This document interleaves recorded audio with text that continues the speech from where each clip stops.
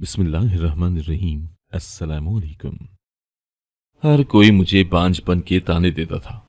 हालांकि ये कोई नहीं जानता था कि मैंने शादी से पहले 3 बच्चे जने थे, जिनको अम्मा ने गायब कर दिया था और फौरन मुझे ब्याह दिया था। और आज इसी पेचीदगी की वजह से मैं मां बनने से महरूम थी। ये राज सिर्फ अम्मा को मालूम था कि मेरे वो तीनों बच्चे कहाँ हैं।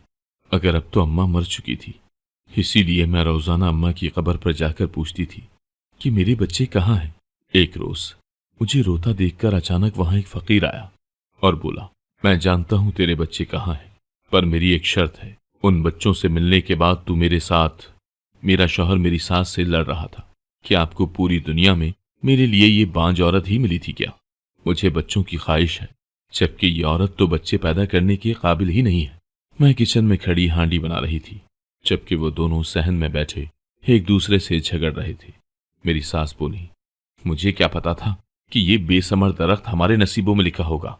मैं तो कहती हूँ 2-3 महीने और इंतजार कर लो और फिर तलाक देकर चलता करना। मुफ्त की रोटियां तोड़ती है यहां पड़ी। हमें क्या जरूरत है कि महंगाई के इस दौर में इस अजाब को लेकर साथ फिरे। मेरी आंखों से आंसू बहने लगे थे। बाज लोग कितने जालिम होते हैं ना। वो तो बोलने से पहले सोचते भी नहीं है कि उनके अल्फाज किसी को अंदर ही अंदर से घायल कर रहे हैं। ये आज की बात नहीं थी, बल्कि ये तो रोज का मामूल था कि मेरा शौहर और मेरी सास मेरे सामने ही मुझे बांझ कहा करते थे। अब इस बात को भी 3 साल का अरसा बीत चुका है। मुझे अब तक इन सब चीजों की आदी हो जाना चाहिए था, लेकिन मैं नहीं हो सकी। मुझे आज भी इनकी बातें इसी तरह लगती हैं जिस तरह मैं उस वक्त रोई थी जब मैंने इनके मुंह से ये सब कुछ पहली दफा सुना था। मैं जानती हूं कि मैं बांझ नहीं हूं, क्योंकि मैंने शादी से पहले 3 बच्चों को जन्म दिया था। जब मेरा शौहर मुझे मारता है, तब मेरी आंखों के सामने मेरे वो तीनों बच्चे आ जाते हैं, जिन्हें मेरी अम्मी ने माशरे में अपनी इज्जत बचाने के लिए गायब कर दिया था। मुझसे गुनाह सरजद हुआ था, मैं जानती थी, और उसी की सजा भुगत रही थी। मुझे चाहिए था कि मैं खुद संभाल लेती। जब अम्मी ने मुझसे मेरा पहला बच्चा छीना था, तो मुझे समझ जाना चाहिए था, लेकिन मैं नहीं समझी और 3 बच्चों की मां बन गई। अब अम्मी को इल्म हो गया था कि मैं सुधरने वाली नहीं हूं। मैं इश्क में तमाम हदें पार कर चुकी हूं। इसीलिए उन्होंने मुझसे मेरे तीनों बच्चे छीन लिए थे और ना जाने उन्हें कहां गायब कर दिया था। मुझे तो ये भी मालूम नहीं था कि मेरे बच्चे जिंदा भी हैं या मर चुके हैं, लेकिन मेरा दिल अपने बच्चों के लिए हर वक्त तड़पता रहता था। मेरी ममता हर वक्त बेकरार रहती थी। आज जब मेरे शौहर ने मुझे बांझपन का ताना दिया, तो मैं अपना जब्त खो बैठी थी। मैंने सोचा कि आज मैं अम्मी के पास जाकर उनके सामने रो रो कर फरियाद करूंगी कि वो मुझे बता दें कि मेरे बच्चे आखिर कहाँ चले गए हैं। मैंने घर के कामकाज निपटा लिए और अपनी सास से इजाजत मांगी। मैं बोली, अम्मी, अगर आपकी इजाजत हो तो मैं अपनी अम्मी के घर जाना चाहती हूँ। आपको कोई एतराज तो नहीं है? मेरी सास गुस्से से बोली, मेरी तरफ से तो तू हमेशा के लिए ही मेरा घर छोड़कर चली जा। मुझे तेरे जाने से क्या एतराज होगा। मैंने घर से बाहर कदम रखा और रक्शे में बैठकर अपनी वालदा के घर चल पड़ी थी। मेरी भाभी ने मुझे देखते ही माथे पर बल डाल लिए थे, क्योंकि वो भी मेरे तमाम करतूतों से वाकिफ थी और वो मुझसे हमेशा बुरे तरीके से ही मिलती थी। जब कभी मैं अम्मी से मिलने के लिए उनके घर जाती, तो भाभी दरवाजे पर ही मुझे कह देती कि महंगाई बहुत हो गई है, इस दौर में तो इंसान मेहमान भी बर्दाश्त नहीं कर सकता।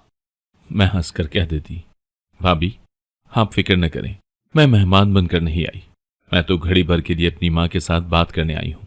मेरी भाभी चुप कर गई, तो मैं अपनी अम्मी के पास जाकर बैठ गई। मुझ पर तो कयामत टूट पड़ी थी, क्योंकि मेरी अम्मी की तबीयत बहुत खराब थी और वो दर्द से कराह रही थी, जबकि मेरी भाभी तो अपने ही कमरे में जाकर बैठी हुई थी। उसे मेरी माँ से कोई गर्ज नहीं था। मैं अपनी माँ की खिदमत करने लगी। मैंने भाई को फोन किया और कहा, जल्दी से घर आ जाएं, अम्मी की तबीयत बहुत खराब है। भाई घर आ गए तो मैंने उनसे कहा कि वो अम्मी को अस्पताल ले जाएं। भाई कपड़े बदलने के लिए अपने कमरे में चले गए, तो मैंने तन्हाई का फायदा उठाकर अम्मी से पूछा, अम्मी, आपको इल्म तो है ना कि मैं बांझ नहीं हूं, लेकिन मेरे ससुराल वालों ने मेरा जीना अजाब कर रखा है। आपकी बड़ी मेहरबानी होगी, आप मुझे बता दें कि मेरे बच्चे कहाँ हैं, वो जिंदा भी हैं या मर चुके हैं। अम्मी के गले से घुटी घुटी सी आवाज निकली थी। वो बोली, तुम्हारे बच्चे जिंदा हैं। मैं ये सुनकर रोने लगी। मैं बोली, अम्मी, मुझे बताएं मेरे बच्चे कहाँ हैं? वो किसके पास हैं? कहाँ जलीलो ख्वार हो रहे हैं? अम्मी बोली, तुम्हारे बच्चे उस आदमी के पास। इतना कहकर अम्मी की आंखें बेनूर हो गईं। उनकी रूह परवास कर गई थी, जबकि मैं अपनी जगह पर बैठी की बैठी रह गई थी। जब मुझे अंदाजा हो गया कि मेरी अम्मी इस दुनिया से चल बसी हैं, तो मैंने चीखें मार मार कर रोना शुरू कर दिया था। ये आंसू, ये दर्द और तकलीफ सिर्फ मेरी माँ के जाने पर नहीं थी, बल्कि अपने बच्चों से बिछड़ जाने के लिए भी थी। अम्मी के साथ ही ये राज भी दफन हो गया था कि मेरे बच्चे कहाँ हैं। मैं कई दिन इस सदमे से निकल न सकी थी। अम्मी का सोएम हो गया तो मैं कुरान पाक लेकर बैठ गई ताकि उनके इसाले सवाब के लिए कुरान पाक पढ़ लूं। लेकिन तभी मेरी भाभी आई और बोली, शगुफ्ता, अब तुम अपने घर चली जाओ। पहले ही तुम्हारे ससुराल वाले औलाद ना होने की वजह से तुमसे बहुत तंग है। तुम खुद ही अंदाजा करो, अगर तुम यहाँ डेरा जमा कर बैठ गई तो तुम्हारे पीछे तुम्हारी सास क्या गुल खिला देगी। हो सकता है वो इस मौके से फायदा उठाकर अपने बेटे की दूसरी शादी कर दे। इसीलिए तुम्हें अपना घर और अपनी जगह इतनी देर तक खाली नहीं रखनी चाहिए। मेरी बहन, तुम अपने घर वापस चली जाओ, तुम्हारी भलाई इसी में है। मैं उठकर भाभी के गले लगी और फूट फूट कर रोने लगी थी, क्योंकि मैं जानती थी कि अम्मी का घर भी अब मेरे लिए पराया हो गया था। अब मुझे वहां पर कोई भी रखने का रवादार नहीं था। फिर मैं अपने घर आ गई और सामने का मंजर देखकर दंग रह गई थी। मेरे शौहर के हाथ में 5-6 लड़कियों की तस्वीर थी। मैं जल्दी से आगे बढ़ी और अपने शौहर के हाथ से वो तस्वीरें छीनी और गुस्से से बोली, ये क्या देख रहे हैं आप? मेरी सास बोली, मैं अपने बेटे की दूसरी शादी करना चाहती हूँ, इसीलिए ऐसे लड़कियों की तस्वीरें दिखा रही हूँ। मेरा बेटा जिस पर भी हाथ रखेगा, मैं इसकी शादी उसी लड़की से करवा दूंगी। भरी दुनिया में मेरा एक ही बेटा है, क्या मैंने अपनी नस्ल खत्म करनी है जो उसकी दूसरी शादी ना करूं? और तुम भी मेरी एक बात कान खोल कर सुन लो शगुफ्ता, मैं अपने बेटे की दूसरी शादी हर हाल में करवा कर रहूंगी। मैं अपनी सास की बातें सुनकर रोने लगी थी। अब मेरा दुनिया में रह ही कौन गया था? एक माँ थी और अब वो भी मर गई। एक भाई था जिसका एहसास मर गया था। एक शौहर था जिसको मैं एक आंख न भाती थी। मेरे शौहर को फिर दूसरी शादी करने से रोकता ही कौन? मेरे लिए इतना ही काफी था कि मेरा शौहर मुझे अपने घर से नहीं निकाल रहा था। मैंने अपने लब सी लिए थे और देखते ही देखते मेरे शौहर ने एक लड़की की तस्वीर पसंद कर ली थी। मेरी सास ने उस लड़की का रिश्ता मांगा और लड़की वालों की तरफ से हाँ हो गई और फिर उनकी शादी भी झटपट ही हो गई थी। जिस दिन मेरे शौहर की दूसरी शादी थी, उस दिन मैं बेहद दिल बर्दाश्ता हो चुकी थी। मैं रोती धोती अपनी वालदा की कब्र पर आ गई थी। आज मैं अपनी जिंदगी के सारे शिकवे अपनी अम्मी से करने लगी थी। मैं रोते हुए बोली, अम्मी, मुझे बता दें, आपने मेरे साथ इतना बड़ा जुल्म क्यों किया? आपने अपनी औलाद को तो अपनी नजरों के सामने रखा, जबकि मेरी औलाद को छीनकर न जाने कहां पर फेंक दिया। मुझे जवाब दे, मेरे बच्चे कहाँ हैं? मुझे लगता है कि मेरी जिंदगी में तमाम मुश्किलात मुझ पर इसीलिए आती हैं क्योंकि मैं अपने बच्चों की हिफाजत न कर सकी। मुझे मालूम था कि कब्रें जवाब नहीं दिया करती, इसीलिए 2 घंटे तक अम्मी की कब्र पर बैठकर मैं अपने घर वापस आ गई थी। तब तक मेरे शौहर की बारात भी आ गई थी। मैं अपने कमरे में जाकर आंसू बहाने लगी थी। मैंने तो कभी जिंदगी में ऐसा नहीं सोचा था कि मेरा शौहर मुझे औलाद ना होने की वजह से छोड़ देगा। मेरी आंखों से बेशुमार आंसू गिर रहे थे। मैं यही सोच रही थी कि काश मैंने अपनी जवानी को संभाल कर रखा होता तो आज ये वक्त मुझ पर इतना कड़ा और इतना मुश्किल ना होता। अगली सुबह मेरी सास मेरे कमरे में आकर बोली, शगुफ्ता, मेरी एक बात गौर से सुन लो। आज से इस घर की नई बहू का ख्याल भी तुम ही रखोगी। अगर तुम इस घर में रहना चाहती हो तो तुम्हारी हैसियत नौकरानी से ज्यादा नहीं होगी। हम तुम्हें अपने घर में रख रहे हैं, इसकी कीमत तुम सारे घर के काम करके अदा करोगी। कोई और हालात होते तो मैं अपनी सास के मुंह पर कह देती कि आपका बेटा और बहू आपको ही मुबारक हो, मैं तो अपने घर जा रही हूं। लेकिन अब मेरे पास कोई और घर भी मौजूद नहीं था, इसीलिए मैं उन्हें किसी बात का ताना भी नहीं दे सकती थी। वैसे मैंने तमाम घर के काम संभाल लिए थे। मेरा शौहर तो पहले ही मुझसे नफरत करता था, अब तो उसने मेरे साथ बोलना भी छोड़ दिया था। मैंने अपना दिल घर के कामों में लगा लिया था। मगर फिर भी लोगों को चैन नहीं पड़ता था। मुझे तंग करना तो जैसे उन पर फर्ज था। मेरी सौतन मुझे देखकर हंसती और कहती, बांझ औरतों की भी क्या जिंदगी होती है, शौहर मुंह नहीं लगाता और फिर उनकी हैसियत काम वाली की सी रह जाती है। ये बातें सुनकर मुझे बहुत तकलीफ होती थी और इस सारी तकलीफ में मुझे शहाब ही याद आया था। उसी ने मुझे रुसवा कर दिया था। उसी की वजह से मैं इतनी जलील हुई कि कहीं की नहीं रही। पहले माँ की आंखों से गिरी, फिर भाई भाभी की, और अब शौहर और सास की। मेरे दिल से हर लम्हा शहाब के लिए बद्दुआएं निकलती थी।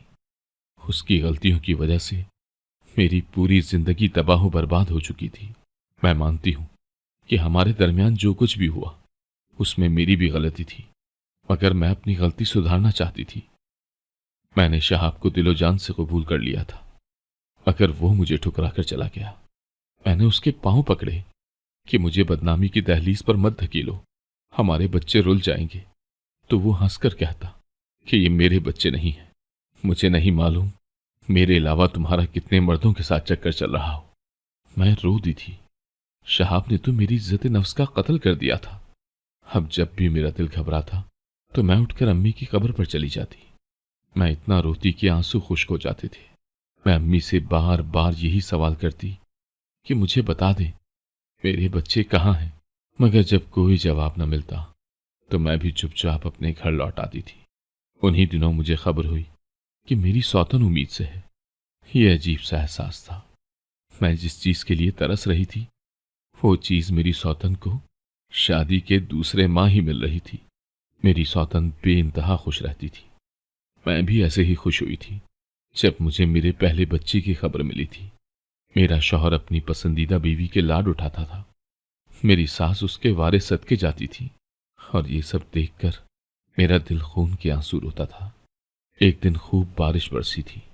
मेरी सौतन का दिल पकोड़े खाने को चाहा तो उसने मुझे बड़े रूप से कहा, मुझे पकोड़े बना कर दो।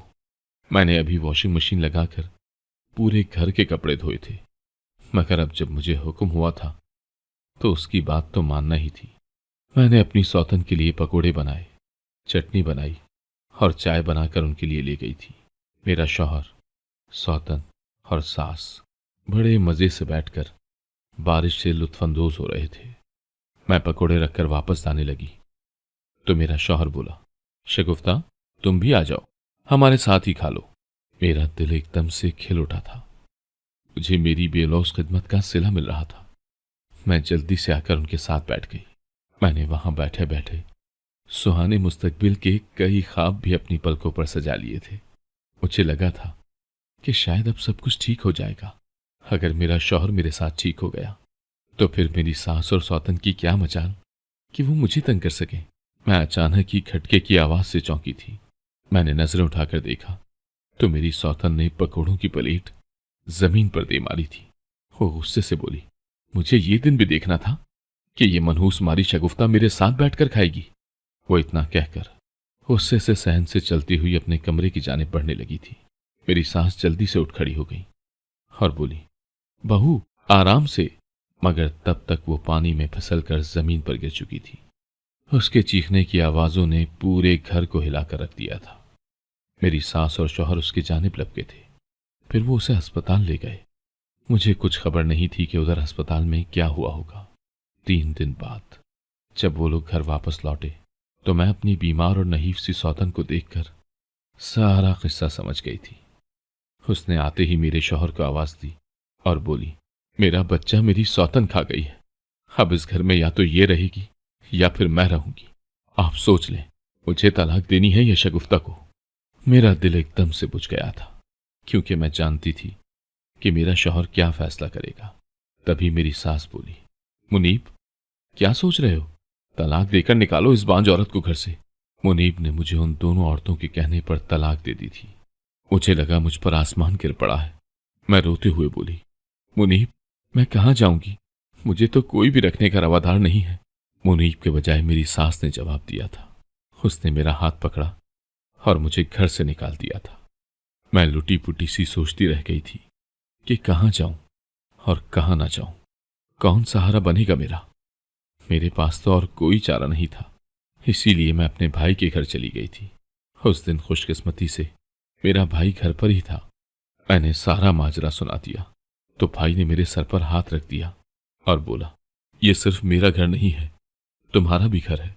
इसमें आराम से रहो, खाओ पियो, उठो बैठो, कोई रोक टोक नहीं है। मैं बेइंतहा खुश हो गई थी। भाई की इस बात से मेरा मान बढ़ गया था। मुझे 100% यकीन है कि अगर मेरा भाई उस दिन घर पर ना होता तो मेरी भाभी ने मुझे दरवाजे से ही वापस भगा देना था। अब मेरी सौतन की जगह मेरी भाभी ने ले ली थी। वो मुझसे दिन भर काम करवाती और ताने भी देती। भाभी अक्सर कहा करती थी, जिन औरतों के लक्षण अच्छे नहीं होते ना, उनका यही अंजाम होता है। मैं खून के आंसू रोती रहती। जिस दिन मेरी इद्दत खत्म हुई थी मैं घर से निकल गई थी और मेरा रुख अम्मी की कब्र की तरफ था। मैंने आज भी उनसे अपने बच्चों के मुतालिक ही सवाल किया था। मैं रो रो कर उन्हें अपनी तलाक की दास्तान सुना रही थी। मैंने उनसे एक बार फिर से अपने बच्चों के मुतालिक पूछा था। उस रोज मुझे रोता देखकर अचानक वहां एक फकीर आया और बोला, मैं जानता हूं तेरे बच्चे कहाँ हैं। मैं तो उस अजीब व गरीब से होलिये वाले फकीर की बात सुनकर दंग रह गई थी। उसने सब्ज रंग का चोला पहना हुआ था, बाल गर्द से अटे हुए थे जो कि उसके चेहरे पर भी बिखरे हुए थे। उस फकीर की सिर्फ आंखें ही नजर आ रही थी। मैं बोली, आप कौन हो और आपको कैसे इल्म है कि मैं कौन हूं और मेरे बच्चे कहाँ हैं? वो बोला, मैं सब कुछ जानता हूं। मुझे तुम्हारे बारे में हर एक बात का इल्म है। मुझे तो ये भी मालूम है कि तुम्हें रुस्वा करने वाले शहाब का क्या अंजाम हुआ। शहाब का नाम सुनकर मेरे सारे जख्म हरे हो गए थे। मैं बोली, क्या अंजाम हुआ उसका? बहुत ही इबरतनाक होना चाहिए था। वो मजनून सा फकीर बोला, मैं सब कुछ बताता हूं, पर मेरी एक शर्त है। अगर तुम वो मान लोगी तो मैं तुम्हें तुम्हारे तीनों बच्चों से मिलवा दूंगा। मैं जल्दी से बोली, फकीर बाबा, अपनी शर्त जल्दी से बताइए। मैं अपने बच्चों से मिलने के लिए तरस रही हूं। वो तो सब बड़े हो गए होंगे ना, उनको तो मालूम भी नहीं होगा कि मैं उनकी मां हूं। पता नहीं वो मुझे कबूल भी करेंगे या नहीं। न जाने मेरे बच्चे किस हाल में होंगे, उनका नाम क्या होगा, उनको कौन पालता होगा। मैं अपने बच्चों के बारे में सुनकर दीवानी हो गई थी। मेरी मजबूरियों में जकड़ी ममता एकदम से जाग उठी थी और वो चाहती थी कि दुनिया की तमाम मजबूरियों को आग लगे, मैं बस अपने बच्चों से मिल लूं, उनके प्यारे प्यारे मुंह चूम लूं, उनकी नन्ही नन्ही बातें सुन लूं। वो फकीर बोला, मेरी शर्त जरा अटकन है। मैं बोली, मैं अपने बच्चों से मिलने के लिए आग में भी कूदने को तैयार हूं, आप मुझे शर्त बताएं। वो फकीर बोला, तुम्हें अपने बच्चों से मिलने के लिए मुझसे शादी करना होगी। मैं एकदम बिदक गई थी। मैं बोली, ये कैसी शर्त हुई और आप मुझसे शादी क्यों करना चाहते हैं? वो फकीर बोला, सवाल के बदले सवाल नहीं चाहिए। तुमने मेरी शर्त नहीं मानी तो बस ठीक है, तुम्हारे बच्चों का राज राज ही रहेगा। मैं चलता हूं। इतना कहकर वो फकीर आगे बढ़ गया था। मुझे लगा जैसे वो फकीर नहीं जा रहा, मेरे बच्चे मुझसे दूर जा रहे हो। मैं भागकर उस फकीर के कदमों में जा गिरी और बोली, मैं आपसे शादी करने के लिए तैयार हूं। वो फकीर बोला, ठीक है, मैं आज शाम तुम्हारे घर मौलवी लेकर आऊंगा, तुम तैयार रहना। इतना कहकर वो फकीर चला गया था। जबकि मैं घर आ गई थी। मैंने घर आकर भाई को सारी बात बता दी थी। वो बोले, शगुफ्ता, तुम क्या चाहती हो? तब मेरी भाभी आगे बढ़कर बोली, अगर तो ये समझदार होगी तो इस दफा अपने बच्चों को ना खोएगी। फकीर तो क्या, इसे लंगड़े लूले से भी शादी करके अपने बच्चों के मुतालिक जान लेना चाहिए। मैं जानती थी मेरी भाभी ये सब अपने ही फायदे के लिए कह रही थी। खैर, शाम हुई तो वो फकीर मौलवी को अपने साथ ले आया था। उस वक्त उसका हुलिया जरा बेहतर लग रहा था। मौलवी ने निकाह पढ़वाना शुरू किया। मौलवी साहब मुझसे पूछ रहे थे, क्या आपको ये निकाह शहाबुद्दीन के साथ कबूल है? मैं एकदम से चौंक गई थी। मैंने आज से 15 बरस पहले भी एक शहाबुद्दीन के साथ निकाह किया था। तब मैं कम उम्र थी, उसकी मीठी मीठी बातों में आ गई थी। मैंने अपने घर वालों से छुप कर ये निकाह किया था। मैं और शहाब एक दूसरे से बेहद मोहब्बत करते थे। उन्हीं दिनों मैं उम्मीद से हो गई तो मेरी वालदा को मेरी खुफिया शादी के मुतालिक पता चल गया था। उन्होंने शहाब को घर बुलाया और कहा कि शगुफ्ता को रुखसत करके ले जाओ। तब उसने 100 बहाने तराशे।